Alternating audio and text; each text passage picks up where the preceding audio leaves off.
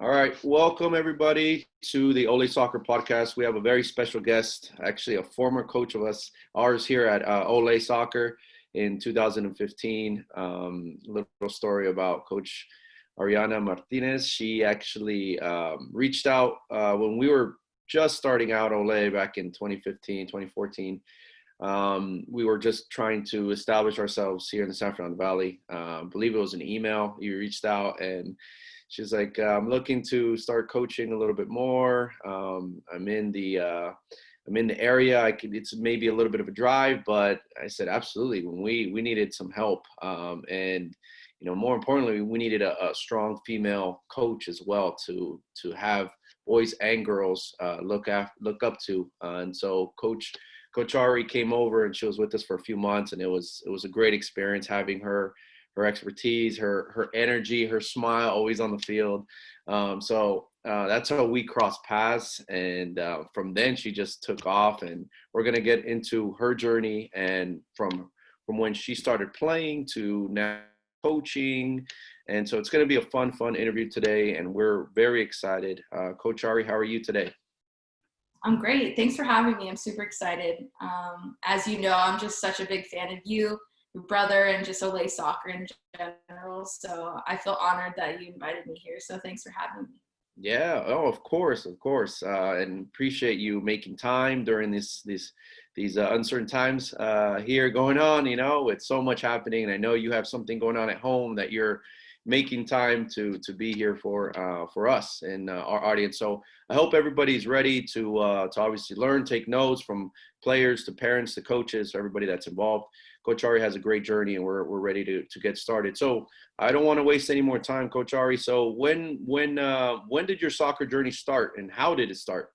Yeah, so I started probably similar to most people, playing AYSO. So I grew up in Moore Park, which is in Ventura County, just north of Los Angeles. That's where I grew up most of my life. And yeah, I played AYSO, I want to say from 5 probably to, maybe 10 or 11. And then I reached that point where you play all-stars, and then you're just constantly searching for that next level. So that next level for me was actually a really small club in Thousand Oaks. It was called Apex.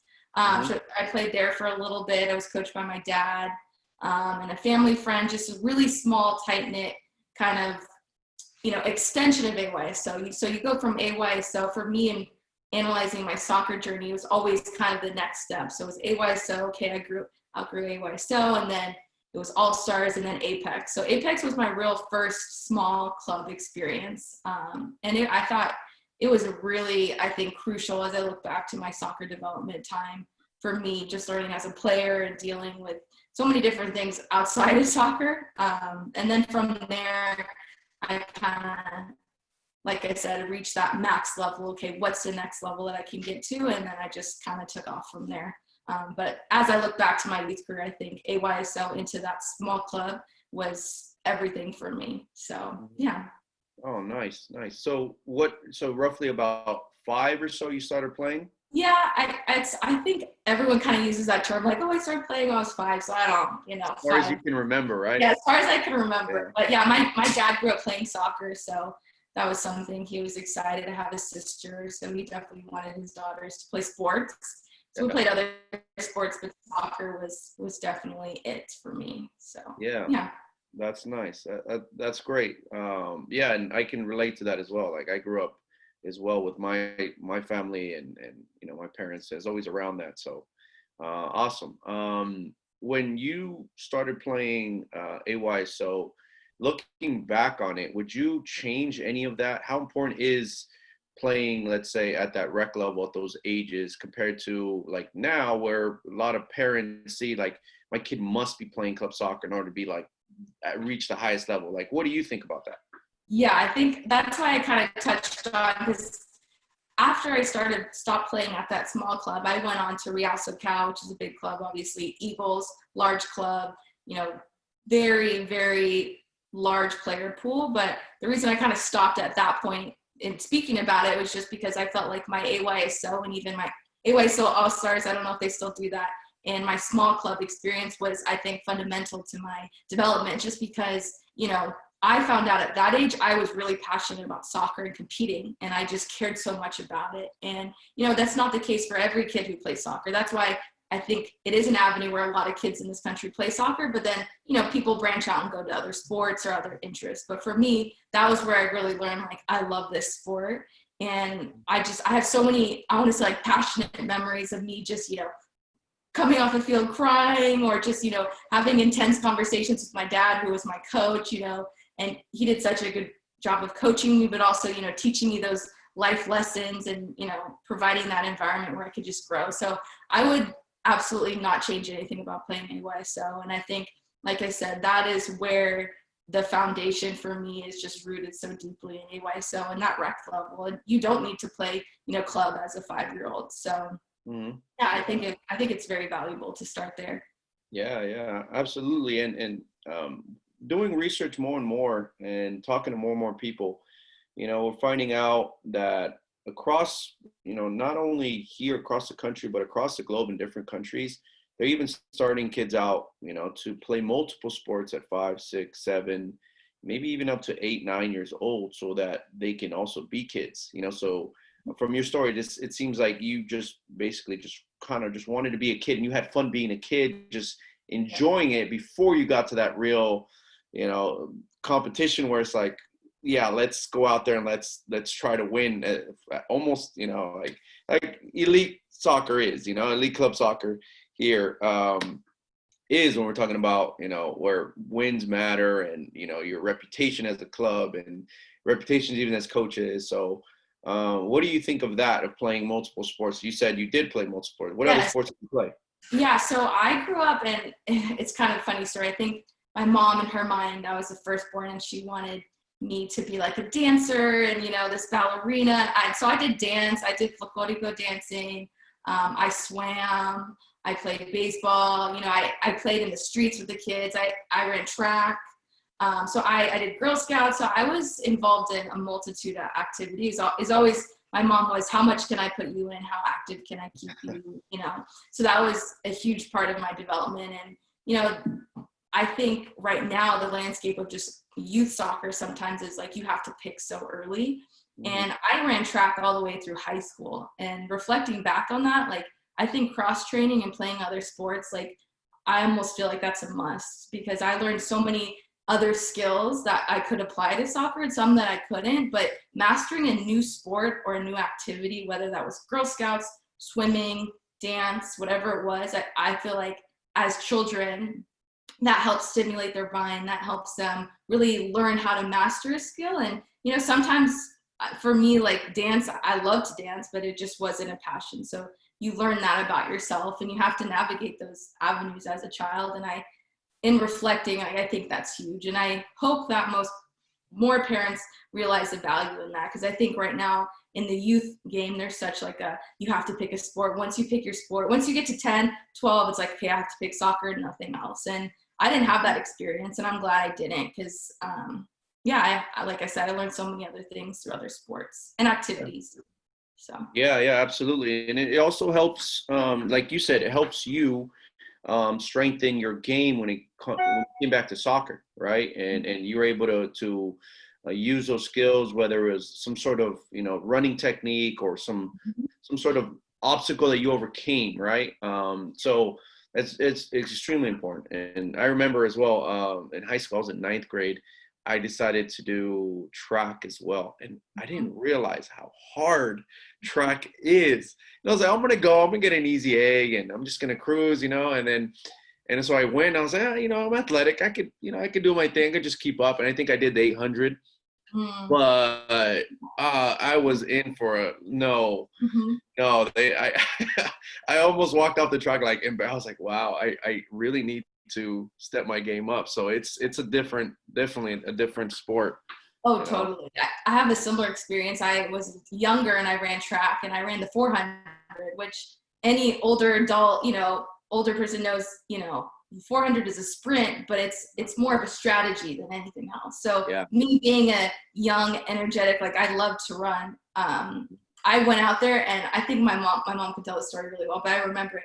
I just, from the first starts, one lap, so I just took off running, just full on. I didn't know. I'm like, I'm just going to Yeah. run as hard as I can. And I ended up finishing. I don't know how I did, but it was that in itself was such a lesson because I learned, okay, this is a, race where there's a strategy to it. And like I said, that's an applicable skill that can translate. Okay, 400, you sprint at the beginning, you cruise the straightaway, then you use the other turn to gain momentum, and then you finish strong. So like I said, that's in my mind a funny story, but also like a good example of just different skills that you can learn as a kid. So. Yeah, exactly. And that goes to obviously parents that are listening, players, try different sports.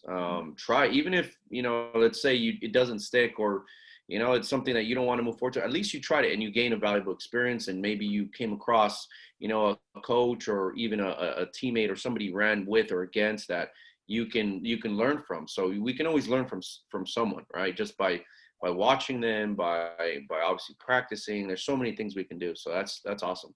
And the last thing I would add would just be something that my parents really instilled in me too, was if I started something, let's say I started, swimming, and I didn't like it. It was tough. It was difficult. I didn't understand it. It was like, okay, you signed up for this, so you're going to finish it. Yeah. You don't have to come back. But I think that was a valuable lesson too. Like if you start something, finish it out, finish your commitment, and then reevaluate. But I mean, that translates to later in life. Maybe it's a job or a school or class. It's like if you start a commitment, you have to finish it. So There's nothing more valuable, I think, or than your word and your commitment to do something, to make sure that like I'm going to commit and I'm in. And then when it comes time to hey, this is the end of the road, then that's it. But you were there the whole time and you were present and you tried your best. Yeah, absolutely. So going back to your journey, so you went from Apex, we're talking about, from AYSO to Apex there locally, and then after Apex, what was your journey? Why did you decide to move to a bigger club? Yeah, for me, that was like the pivotal change that really, I think, changed my whole landscape of soccer, because I went to Real SoCal. So at that time, in my current environment, in that small club, in reflecting back, I kind of reached the top level of I maxed out on terms of how far I felt like I could develop, and I wasn't getting challenged anymore. Mm-hmm. So then I decided to try out for Real SoCal. I ended up making the team, and the team was very talented. And I mean, it's kind of crazy to think back because I think we were only, maybe 8 or 9, but very high level. I ended up playing with a lot of these girls who went to play on, Division I national team. But anyways, when I went back to Real, so when I started at Real SoCal, it was another valuable lesson because I was around other young players who were just as good as me, maybe a little bit better just because they had been playing in that structure longer than I had. And then I had to start back over from the bottom and work my way up to the top. Mm-hmm. So in reviewing my development, I think that was crucial for me because, like I said, I reached that point where I wasn't getting challenged and I had to seek out a new opportunity. And then again, at the end of that, I rose to the top again, and I was able to, catch up and compete and develop all those skills that I needed to. And then it was the next step after that. So I think that's pivotal for youth, teams. If you are in an environment that no longer is challenging, then you have to seek that other opportunity. Yeah. Obviously, it's different case by case, but for me, that was definitely the case. So yeah, absolutely. And how long were you there? What ages were you there at Real? I want to say I was there until like the crucial times, I think, for club soccer, and that was U9, U10, 11, 12, 13, pretty much through middle school. So I want to say probably 9, 10 through middle school. So I think at the end of that development period, I was in 7th or 8th grade. And then that was time to reevaluate, okay, where am I at in the club and the team? What's my next step? So yeah, it was a good time. And yeah, that's great. And what position were you playing there at Real? Yeah, in Real, gosh, I want to say for me, I kind of jumped around, but primarily forward midfielder in my youth career. Once I got to college and high school, I was playing more defense, but definitely I feel lucky that for one way or another, I was always put in different positions. But youth, it was definitely forward, midfielder, anywhere really in those spots. And Yeah. then later it was like defense. So Yeah, well, yeah, and that's, I think that's something that happens often to players as they start to reach higher levels. A lot of the players that eventually become, let's say, defenders, whether you're an outside defender, right, at the 2 or the 3, for example, a lot of those players that are playing at those highest levels, like I said, whether it's D1, whether it is semi-pro, whether it's pro, national team, they have the majority of their youth career, they played as attackers, right? And in a fun system that an attacking system, at least, then you can really push up and have fun, because basically you're just another attacker, just starting from a deeper position, right? So awesome. So I'll kind of get into that in a little bit, but so that's great. And what was your favorite position growing up? Definitely, I think midfield, or sorry, forward. Definitely, I was gonna say not midfield, forward. I think innately like to be closer to the goal. I like to shoot. I like to attack. I like to dribble. I like to run in behind. So I have early memories of playing forward, wanting to be near the goal, wanting to shoot. Getting yelled at, "Don't shoot again!" That kind of thing. So, and yeah, I think that helped me later on, as I transitioned to different periods. But yeah, definitely closer to goal, I would say. Cool. So. Cool. That's great. Yeah, it's fun. Playing striker, I know, is fun. Like, who doesn't like scoring goal, right? Yep. Yeah, Definitely. exactly. So then after Real, roughly middle school age, was that U13, U14 or so, you said you went to Eagles? Yeah, so I played for Eagles for, I want to say, 1 season, maybe 2. And that was an environment where I was playing up a year. So there was one other player that was my age, and we were playing with girls who were older. And that was also a good experience just because, at that point I was playing with girls who were a lot bigger than me, more experienced, so that was a different mindset entirely. And also playing at that time, I think I was 8th grade, maybe beginning of 9th grade. So I'm entering the thought process of, okay, I could play college soccer. And all these older girls who I was playing with were already starting that process. So that really kickstarted it for me, being around an older group of girls and players who are already starting that college recruitment process. It was like, oh, like I could do this too. I'm playing with them and I'm younger, and I'm getting seen by those coaches as well. So, and then after that, similar to most people in Southern California, just switching clubs, I ended up switching back to Real, and that's where I finished my youth career. And I mean, no bad choices, I think, in switching clubs, but in reflecting, I think that was definitely a good choice for me just to finish at Real. With the coaches that I was coached with at Real, who you probably know. So yeah, I know a few. I want to ask you, in regards to playing up, for any parents that are considering, or maybe even players, how important was it for you in that time of your life to say, you know what, this challenge, or where I'm currently at, let's say your club X, is not challenging me, just like you said when AYSO wasn't challenging you, when you were kind of like, you know what, I'm ready for the next challenge. You self-reflect and you said, you know what, I think I'm ready for something else, and that's where you decided to play up. How vital do you think that year or two with Eagles playing up was it for you in that short time, and then potentially even impacted you, a little bit longer? How important is that for parents to kind of realize that? Yeah, I think for one, like I said, just being around older players, older young women, older, girls, in that development period was really important for me, because I was looking up to those girls. I was like, some of the girls on my team were just role models or really good leaders or really good players. So as a younger player, I was like, I want to be like that. I want to play like her. I want to connect with her on the field. I want to connect with her off the field. So I think from a social perspective, that was huge. And then the other part of it too was like, hey, these girls are starting to talk about college, oh, I want to go to college. Oh, you're looking at this school. So that started the dialogue. So that was off the field, but I think on the field in terms of playing, I've always been a smaller player. So at that time, I was used to playing with people my own age, my own size. So I was playing with, girls who were in high school who were, maybe a foot larger than me, so I think that was a valuable experience in learning, how to use my body, how to use my skill, how to not rely on my athleticism like I had in the past. And I think that translates to the college game as well. So that was like an early, think about it. I always think about it this way too. When you enter college as an 18-year-old, sometimes you're playing with 22, 23-year-old, girls or men or women who have been lifting for 4 years, Yeah. and they have years of experience, and, you're at a different spot. So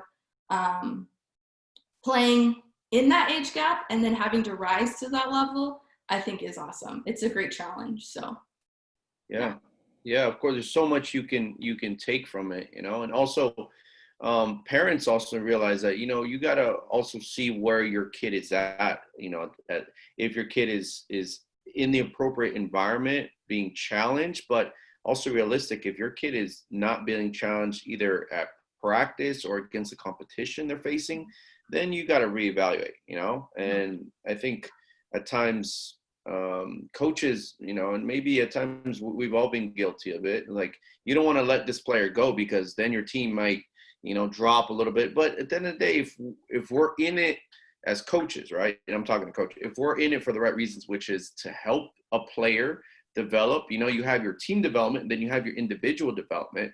You can't hold players back. You can, if they're ready to fly, then you have to let them fly. Right. And then if you're good enough and you're a coach and you want to make sure you establish yourself as a good coach and doing what's best, then you'll find a way to regroup your team and make it work. And at times it helps, let's say, on the flip side, because then you'll have to really put in a lot more work to make this team gel if that player decides to leave. Right. So there's different ways of looking at it, but that's great. And so that process, that year or two you played for the Eagles, you're starting to think about college, or talking about even experience playing at the higher level, and obviously education. I want to bring it back to your home, right? I know your mom and dad both were big on education at home and the importance of having both. For players and parents that are also watching, if you obviously are talented but don't have the grades, you're not going to be able to reach that, right? And if you only have the grades and not really as talented, it's going to be very hard. So there needs to be a little bit of both. Can you kind of touch on what your experience was like at home, when it comes to education, at least right here? Yeah, of course. For me, that was before college soccer or playing soccer long-term was ever an option. It was always go to college. That was kind of the first thing I learned about education. It started early, from elementary school, middle school, high school. Go to college, make sure you're, taking care of everything you need to. But in reflecting back how my parents navigated that path, I think the best example I could give is, let's say you're going out and you're spending extra time with your player or your kid doing, toe touches or juggling, or you're making sure they're getting extra touches, extra reps, so they're, ready for the game, or maybe they need that extra development. I would encourage parents, in the same way my parents did, to put that same amount of time and energy into, hey, let's go, even if it's elementary school, hey, let's go over your times table. Hey, show me your homework. Hey, show me, what you're learning. Hey, let's talk about school, how's school going, and just making sure you're monitoring it. Because in my world growing up, it was school first and then soccer. It wasn't, hey, you're doing great in soccer, you're excelling on the field, which I was. It was, you're excelling on the field and you need to excel in the classroom too.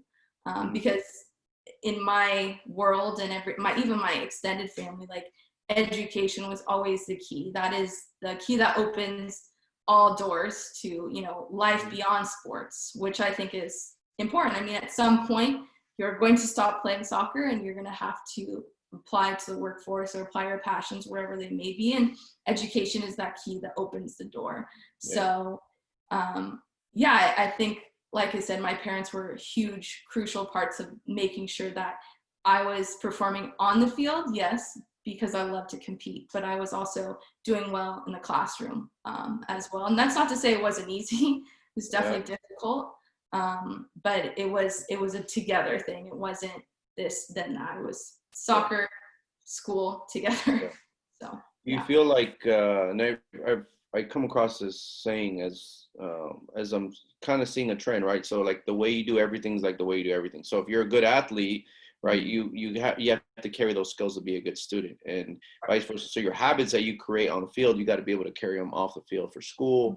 And same thing with school, it needs to carry over to whatever else you're doing, whether it's sports or eventually maybe running your own business, being another coach, being a teacher, whatever career you choose, right? You start building those habits, right? And you can't only be just this way on the field. You also have to live kind of that way as well through the habits you're creating. Did you kind of see that as well, or do you kind of reflect that at times? Yes, and that's why I said the whole part about it not being easy for me. Like, I was definitely a good student, and I was fortunate enough to graduate from Berkeley, and that's definitely one of my proudest accomplishments, just considering how difficult the school is. But I had to work at school as well. There are certain areas that came easy to me, but similar to soccer, there was other areas of my game in terms of school that needed extra help. And a funny story too is just, there was my sophomore year in high school. I was really struggling in an algebra 2 class. For me, that was math. Math was my left foot that I couldn't work on, and I came home one day and I just was not doing well in math. And my mom had somehow gotten my progress report. Back then they used to email them or mail them home. And she just kind of sat me down and looked at me and she's like, look, like, you are a sophomore in high school. And she's like, you are not playing soccer until you fix this. And for me, like, that was another pivotal moment, because I realized, like I said earlier, like, they're together. It's like, hey, you do well in school and you get to play soccer. It wasn't, you're playing soccer and school is over here. So that was a pivotal moment, because I realized if I really wanted to play, college soccer, I needed to make sure that my grades were as good as how I was competing on the field. And you're right, it's about habit. So if you're willing to spend time to go practice whatever reps you need to practice, on your own, then you have to put that same energy into school and education. So that was vital for me. That's awesome. That's good. And the support at home, I think, is always very important. And some of us are fortunate enough to have that support at home. Some of us are fortunate enough to have it through sports. Sometimes, we come across a coach that encourages that and teaches that. And then we come across, even teachers that can care, So I think everything is definitely connected. But I'm glad that you definitely have the support. And thank you for sharing that. Now, going into like your recruiting process, and so you went to UCLA, then you went to Cal, right? How was that recruiting process for you personally, trying, making it alone to UCLA? How was that for you? Yeah, that was similar to the support I received in my academic. It was also athletically, hey, anything you want to achieve, you can. And for me, my mom went to UCLA. I grew up going to UCLA games, being in love with John Wooden and just all that, the whole UCLA culture. And that was always a dream of mine to go. So that was always like, at first it felt like such a dream that was not attainable. And as I got closer to it, and like I said, just with the support of my parents encouraging me, you can do this, you just have to put in the work.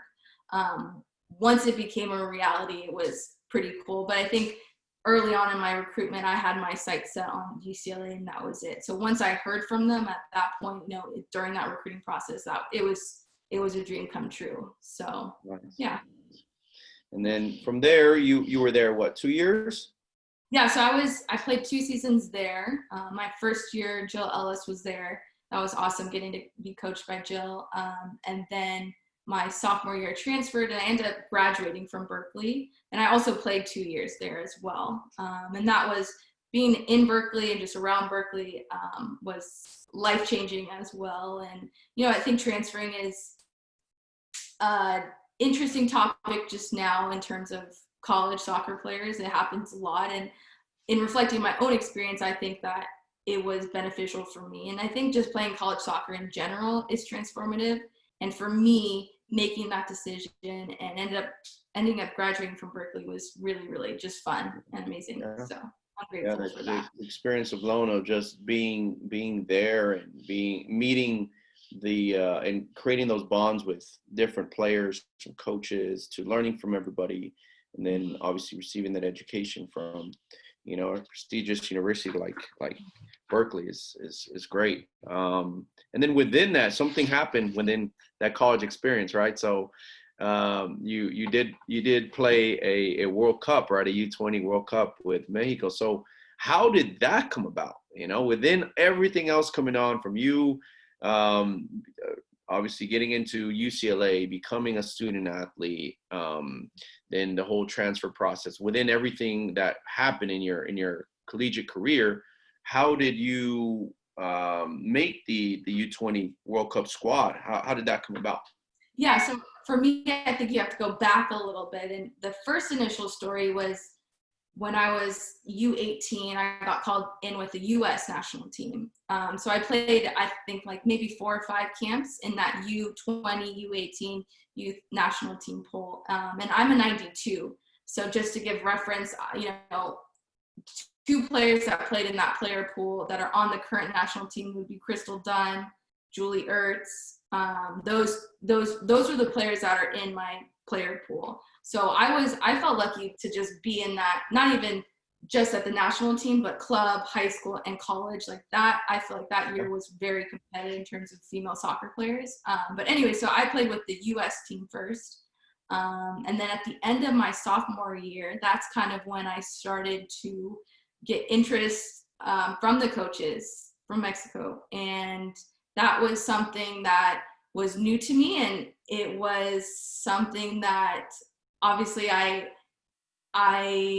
in reflecting, like it was scary to just get on a plane and go and, you know, be alone and do it myself, but it was amazing. So at the end of my sophomore year, I went to my first camp, and my first camp was in Martinique, which is a Caribbean island, and we ended up playing the French women's national team, who I love. I think they're incredible. So here I am, my first cap, basically my first tryout with Mexico, and I'm playing in this beautiful Caribbean island, and I'm playing, you know, against the French women's national team, who I've always loved, you know, and that was kind of my intro to that. And it was, I think I was, yeah, like I said, I think I was sophomore, so I must have been like 19, 20. And then from there, throughout the next year, I spent the next like 9 months going back to school. So I'd go back to school for a month, and then I'd go to a camp, and then I'd go back to school. So it was a lot of juggling school and then going to camp and, you know, talking to my professors. So I think the skills that I learned in high school, just balancing time management, talking to my professors, being able to go to camps, you know, train, come back, and even I missed the first part of my preseason with my college team because I was in Japan in the U20 World Cup. But yeah, I think now that I look back, it was a really incredible experience. It was really fun, and I'm so proud and grateful that that was the international experience I got to have. So. Wow, that's awesome, and that's once in a lifetime opportunity that you obviously took advantage of, and playing against France. Mm-hmm. You know, take us to briefly take us to the U20 World Cup. You know, it was in Korea, correct? That one was in Japan. So we went to South Korea first, trained there. That was also incredible, training in the South Korean Federation on their like campus. So we were there first, and then we ended up going to Japan. And I think just the country of Japan was incredible. I mean, being able to travel is really eye-opening, and then being able to play the sport you love while you travel is just an extra plus. Wow.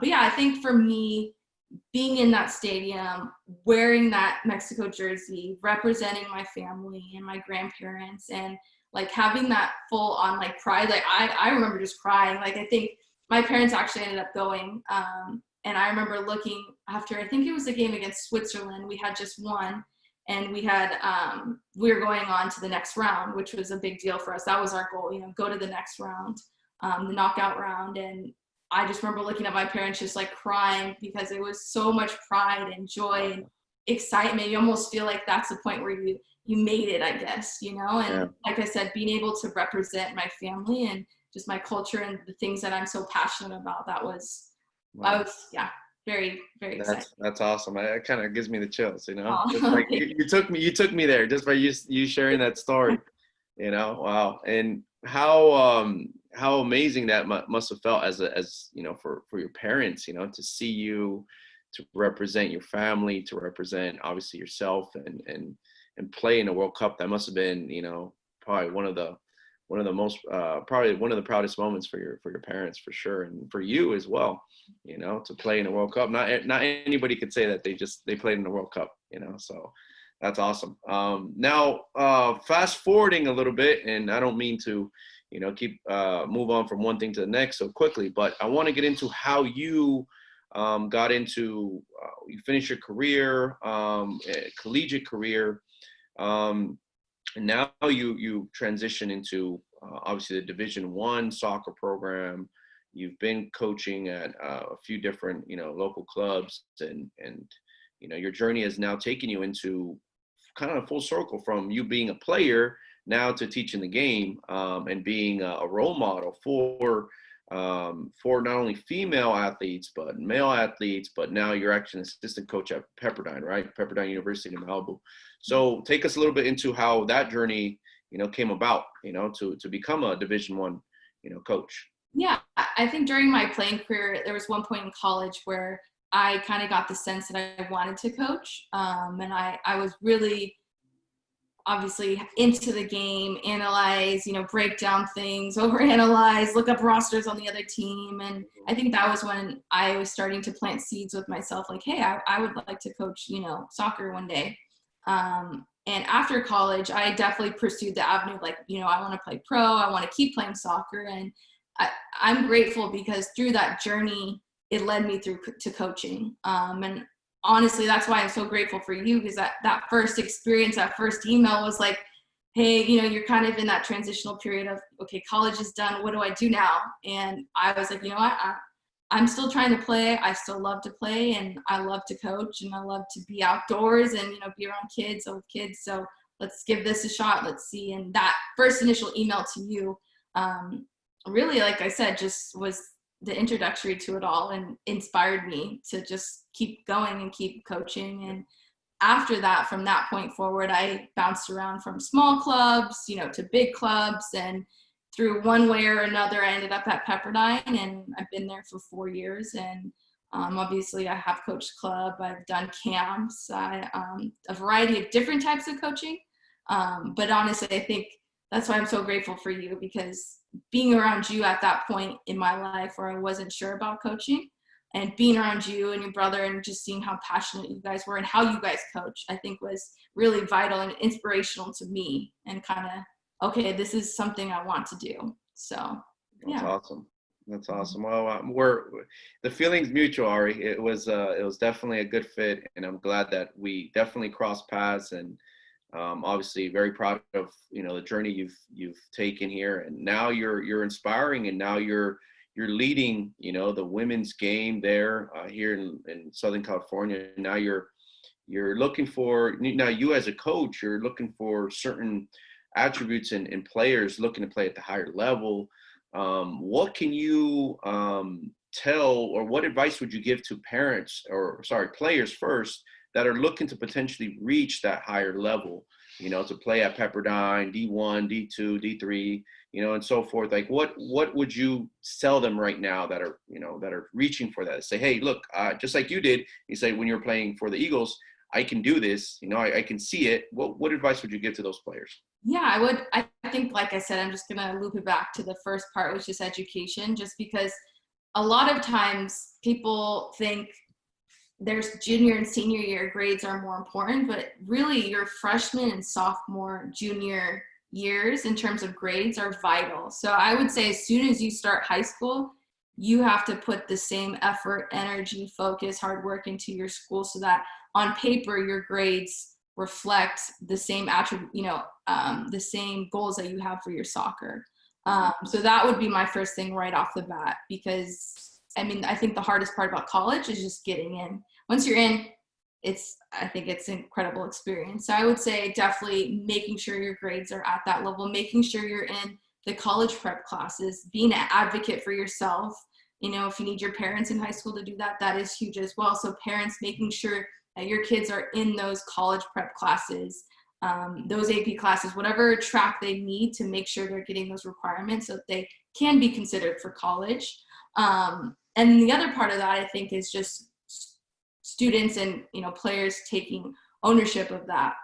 Something that I kind of learned through my college recruitment period was that like players or coaches are not going to come to your door and knock on your door and say, hey, I want you to play. So you have to seek that. You have to call, you have to text, you have to research, you have to go out and grab it kind of for yourself. So that would be kind of my 2 points on that. Yeah. And kind of like on a similar topic, but now with so much going on, right now with technology, and at times right now, this current recruiting class that's coming, and we don't know how things are going to change. But one thing, at least, that I'm noticing is that when you're trying to get to that next level, at least play like at the college level, university level, I've kind of noticed that self-branding, you having, highlights of yourself, recording your games, whether it's a parent or team parent or something, having that and just building your own brand, and, at least highlighting yourself to be seen, is becoming more and more, crucial for players, that want to get exposed. So is that something you're seeing more as a coach there at Pepperdine? Is that something you look for in players, to have that profile, you could say? Yeah, I think just in the age of social media and, the better access we have to internet and Twitter and YouTube and all those different streaming services, I think I've seen it a lot more. So yeah, in the past it was maybe just, hey, this is who I am as a player. Here's my soccer resume. Come watch me play. But I think now you can create a profile. You can market yourself. You can, send videos. You can create highlight clips. So yeah, I've definitely seen an increase in that. And that is just kind of the new age of recruiting for sure. And it's not necessarily, I would say, if you ask me, like, if that's what we're looking for, I would say just because you don't have that profile, that social media, like presence, marketing ability, doesn't mean that you can't still get seen. But you still, like I said earlier, you have to advocate for yourself and put yourself in front of those coaches, whether that be a phone call, a text, or just making sure you are in front of those coaches and they can see you. And not feeling bad about it. I think you have to, like you said, like, hey, here I am. I want this. This is who I am. And you have to be brave and bold and go for it. Yeah, yeah, exactly. In regards to parents that have kids that maybe they're kind of considering maybe playing collegiate, maybe they haven't even thought about it, them as parents, what advice would you give to parents in regards to potentially having their kid play at the collegiate or university level? Yeah, I would highly encourage it. And like I said earlier, if you start that relationship early, whether it's youth, middle, even as early as middle school, elementary school, where you are partnering with your kids to be not only their supporter on the field, helping them improve and making sure they're having the best club experience, high school, whatever it is, but you're also partnering that with, hey, I'm behind you, I'm with you, I'm helping you academically too. So it has to be together and both, because I think they're so linked, especially if you do want to play college. So I would just say being your kid's best advocate, not only on the field, but also off the field. So making sure that you are relating to them or advocating for them or going to talk to their counselor. I think that was something that I learned, if you have a high school counselor, making sure you are put in the right classes that are going to help you get where you need to be. Yeah. So that would be my advice on Absolutely. that. Good. Yeah. Great advice. And obviously we're, university college is not for everybody, and we've seen that, and those watching kind of can understand it's not maybe the immediate path, but it's something to really consider, and at least what I've seen personally, and correct me if I'm wrong, but the path to the higher level and to be seen more for, let's say the potential national team, professional levels, for women at least, it's through the college game. Is that correct? Yeah, absolutely. I would say I can't speak to the men's side, but for the women's side, you see it a little bit more maybe with Lindsey Horan. She's an example of a player who didn't play college soccer and she's on the national team. She went straight to pro. But with the exception of that, I would say majority of women who want to play pro, who want to play in the national team, those scouts, those coaches are coming to your college game. Even with my own experience on our current team, I know that girls who have gone on to play pro, those scouts have come to the college game or are watching that's the great thing about the women's college game. It's on TV now. So everyone is always watching that. And we're fortunate that I think the level is extremely high and there are some really talented players. So yes, for women, definitely it's not the only pathway, but I would say that is definitely a useful tool, especially because I think you have 4 years to really work on your game, and get an education as well and learn so many other valuable skills that are going to help you when you become a pro. So when you become a pro or when you go to the national team, you have really 4 years of training essentially and 4 years of education that are going to help you. So yeah, absolutely. And the ability to learn from other players, just like when you're a freshman, you learn from seniors, you learn from your staff, and they can connect you with more people that you didn't even know of, and so the importance of being in those type of environments are crucial. Now, with regards to Pepperdine, what qualities do you look for in a potential recruit? I know there's different positions, but is there something that stands out to you guys as a staff? And like what maybe it's a culture fit, maybe it's something, certain traits. What are you looking for as a coach for a potential recruit? yeah, I think we kind of do two things. One would just be, this is really telling, we think as a staff, we've kind of established this, like what do you do as a player when you lose the ball? That I think is such a window to your game and your passion and your soul and everything that you care about in that moment. So if you are the type of player who loses the ball and looks around to the other teammates or blames someone else, then that for us, and I think anyone in general, that's usually pretty telling. Or if you're the player who loses the ball and immediately after you lose it, you're chasing down that player on the other team, or you're running back to defend. And I think that's something that, regardless of what position you play, that just speaks to your work rate and work ethic. And then the other thing too, I think sometimes that gets lost in recruiting in general, would just be how you act off the field too. I think sometimes, if you go to a college showcase now, you'll see tons of college coaches on the sideline and, everyone's in their gear, so who everyone is. But, if you're with your teammates and a college coach were to walk by or were to listen to your conversation and you didn't know they were there, would you be okay with that? Or would that be something that you would be proud of? And I think that's really telling too. So sometimes, being there and seeing how you treat your teammates off the field, I think is huge too. Are you that player who gets up and is like, hey guys, let's go get warmed up? Or are you encouraging your teammates? How do you treat others around you? I think is really vital too. So those are kind of the two things that, regardless of position, I think are huge.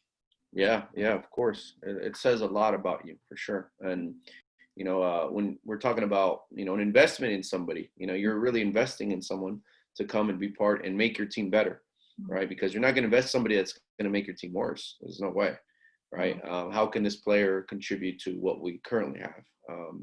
And kind of like something I just thought of when you're sharing that is, how much now in this technology age do, whether you can share this or not, I'm not sure if it's against rules, but how much do you guys look at, social media when it comes to players? Yeah, that's always a tricky one. Like I said, I think social media can be good and it also can be bad as well. I think there's good parts to everything and that specifically. So I think in general, just speaking to any athlete that wants to be recruited, like you should, if you are posting or if you're branding, like you should be representing yourself so that if someone were to see it, like I said earlier, you would be proud and you could stand behind it. So I don't think necessarily that's a huge tool or avenue that we use to get to know players or in general, but I think usually when we're speaking to people, it's the same way I would think. Like if I'm going to post something, I want to make sure that it represents my family, who I am, and my university, my employer, and I can be proud of it. So I think just in general, that's usually a good rule to abide by with social media. Yeah, I know it can be a little tricky. But yeah, we live now in a world where, a digital world where, everything's really connected, and once it's out there, it's out there. And it's hard to get it back. So no, that's very interesting, and obviously learning a little bit more about the women's game and obviously what the next level, the collegiate university level is looking for. So I hope parents that are within those ages, middle school to high school, or kind of, at least this interview is opening up, at least some conversations, getting you to think. And lastly, advice for coaches that maybe a coach that's watching that maybe wants to one day become a collegiate university level coach. What advice would you give to them? Yeah, I would say keep learning. I think that's something that I've learned. So finding ways to educate yourself constantly, whether that be courses, watching the game, breaking it down, and also surrounding yourself with mentors or people in the game who have been through it and can help you navigate the college, soccer world. Because ultimately those are the people who can help you get to that position. And then I would say too, never be, too big to do a job. I think for me early on, it was, I just wanted to get as much coaching experience as I could. So anywhere you can coach and reach and help and give back, that's vital. I think extending yourself as far and wide as possible to get as many different experiences is just going to ultimately make you a better coach. And in reflecting my own coaching, I think even, going from Olé to small group training to a smaller club to a sports academy club to private training to a big club and then to college, like all those different coaching experiences I had, I learned, so much from each of them. And now I just have pieced them all together. Okay, when I was coaching, my girls 2010 team, when I was at Real, I learned this about managing, a team and players and emails and all this. And then I've added that to my game where I am now. So yeah, I would say that. And then the last part, if you do want to coach college, like it's attainable. And I think, working with college kids and helping and, investing in the future of, I think generations and the kids who are going to ultimately become professionals and things other than soccer. Like for me, it's so rewarding. And it's been really fun. So I would just say, if you want to do it, you can definitely make it happen. Yeah, absolutely. That's great advice. All right, great. It's been definitely a great interview. I've learned a lot more about you that I didn't know before, your journey, and obviously your upbringing, the importance of, obviously the role that your parents have played, and you just being an avid learner about anything and everyone, and one key thing that I definitely will take is continue to invest in yourself, and learn, and because that's the best investment, I feel, investing in yourself, because we can't help anybody else if we can't help ourselves first. Right. And you've done an amazing job and where you're at and the journey you've taken to actually get there. And I know this is only the beginning of your coaching career, but looking forward to watching you maybe even take a program soon, and, is that something that maybe you're striving for? Yeah, definitely. Like I said, I think even just reflecting back to when I was playing college and thinking, man, like, I would love to coach college. Like I could coach it one day. And yeah, that's definitely a goal of mine for sure. Yeah, I could see you definitely doing that as well soon. Awesome. Sooner rather than later. All right, Ari. Thank you so much for your time, for joining us. And it's been a pleasure. It's been great. And I hope that parents, coaches, players, you've taken a lot from today's interview. And thank you again, Coach Ari. We'll see you soon. All right. Have a good one. All right. Bye.